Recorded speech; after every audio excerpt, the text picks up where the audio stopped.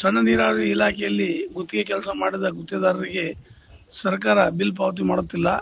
ಸಣ್ಣ ನೀರಾವರಿ ಸಚಿವ ಎನ್.ಎಸ್. ಬೋಸರಾಜ್ ಅವರ ಪುತ್ರ ರವಿ ಬೋಸರಾಜ್ ಅವರ ಹಸ್ತಕ್ಷೇಪ ಜಾಸ್ತಿಯಾಗಿದೆ, ಪರ್ಸೆಂಟೇಜ್ ಸಹ ವಿಪರೀತವಾಗುತ್ತಿದೆ ಎಂದು ಸಣ್ಣ ಮತ್ತು ಮಧ್ಯಮ ಗುತ್ತಿಗೆದಾರರ ಸಂಘದ ಅಧ್ಯಕ್ಷ ಮಂಜುನಾಥ್ ಆರೋಪಿಸಿದರು.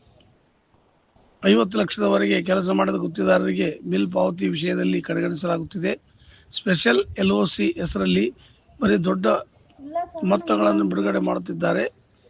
ಯುವ ನಾಯಕ ರವಿ ಬೋಸರಾಜ್ ಹಸ್ತಕ್ಷೇಪ ವಿಪರೀತವಾಗಿದೆ. ಇದರ ಬಗ್ಗೆ ಮುಖ್ಯಮಂತ್ರಿಗಳ ಗಮನಕ್ಕೆ ತರುವುದಾಗಿ ತಿಳಿಸಿದರು.